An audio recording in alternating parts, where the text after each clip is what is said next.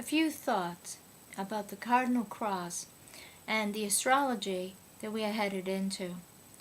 This astrology cycle will be with us for a number of months, and the effects of it possibly will be with us for generations.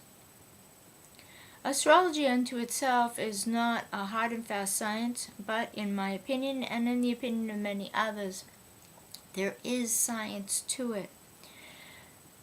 What I want to highlight, actually, no one needs to be an astrologer to listen to for a few minutes, because I want to actually focus upon the idea of the cardinal cross from the point of view of directions. In all cultures down through history, the cardinal cross, the straight cross, has been important. The most ancient cultures drew it, there's petroglyphs of it, and once we started to pass on wisdom from generation to generation in our oral traditions, then the idea of the 4 points of the cross and the 4 directions have always been sacred, and there have been teachings given about them. My guess is that started from simply watching the sun go from east to west. And then the idea of splitting that in half, or of what would be the perpendicular orientation of the sun. Also, as we looked to the skies and we saw the planets and the stars, especially the fixed stars, move around, and which ones stayed in one place or which ones moved quickly, etc., we could see orientation. And this is what leads me to what I want to focus on with you, and that is orientation. The cardinal cross is about our orientation. The cardinal cross astrologically is about life, potency, principles. It's about drive, enthusiasm, independence. So if we just take those words and then put the idea of astrology aside, then we would try to apply these things to the 4 cardinal points and determine for ourselves if we are orienting ourselves correctly regarding our drive, our enthusiasm, our sense of independence, and how we are using that sense of independence. We would look at our principles. Are they in alignment with greater principles? Do they bring benefit to ourselves and to others? Others being other 2-leggeds, people, animals, plants, and the planet as a whole. We would look at our principles on if they are wide enough to encompass change, to encompass growth, to encompass maturation, be that maturation of our wisdom, maturation of our information, maturation of our spiritual beingness, maturation of ourself. We would also look at life. Life with a small letter L, life with a capital letter L, and life all capital letters.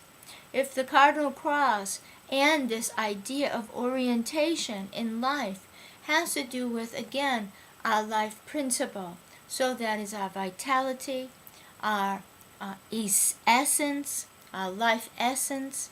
It is our livingness, our life, our livelihood. It is also shared life, shared existence. Metakoye oyasane. We are all related. So it is a shared existence in the planet. It is the great hoop of life. It is the drum beat, the one heartbeat of all of life. We would also look at life capital L, capital all letters. Well, that is beingness. That is planetary beingness, shared existence. It is spiritual realization, and having the courage and the heart to live from the point of view of our spiritual realizations, no matter what they are. As long as they are in line with the greater principles of life, they enhance our life, which means that they must enhance other people's life, that they are free from doctrine or dogma, but instead are born of the heart. Why? Because the heart is what keeps us alive. Our heart and our breath are what keeps us alive. So the cardinal cross is about these things, and the cardinal points in the 4 directions are about these things.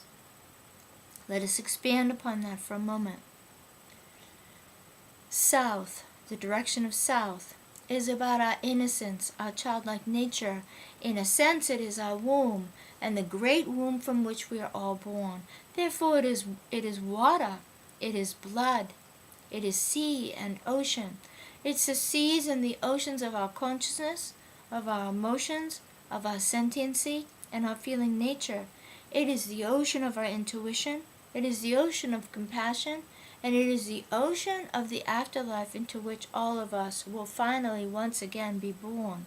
That is to say, our death, our passage, will birth us into our afterlife, will birth us into a free, limited, unlimited consciousness. That's the oceans of consciousness. If the south is about our innocence, our birth, the womb from which we all were born, then it is about the mother principle. The mother principle that protects, that nurtures, that cares for. This has nothing to do with gender. These are principles of life, whether they are lived by humans, lived by animals, lived by the planet. So something like air, something like water that sustain, support, and are necessary for life. These are elements of the South. We would also look at vulnerability, because innocence, childlike nature, and even the womb from which we are born supports and protects what? It protects something very vulnerable, very precious, very innocent, and completely pure. When we look at ourselves and we birth a child, that child is vulnerable, precious, and completely pure. When we look inside ourselves, we find our vulnerability, we find our preciousness, we find our purity. And we look at one another, and we look deep inside one another, we find their vulnerability, their innocence, their joy, their spice of life, their joie de vivre, and we also find that which needs support, that which needs to be nurtured inside them, that which needs to be loved, comforted, held, caressed, understood. When we look to the west, we would see our path away from our innocence, not away as to run away, but our path of maturation, to clan, to village, to one another. When we look to the north, we find our sagacity, our wisdom, born of our path, born of our trail of maturity. And there we find our completions, all things that we end, because we know that it is the right timing to do so. We also find our passage out of this life.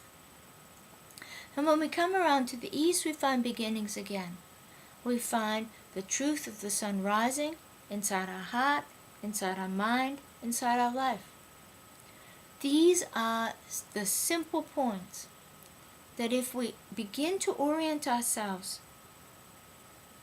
find our compass, here's the compass, then these understandings will last us and serve us well as we move through this time of the cardinal cross in our lives.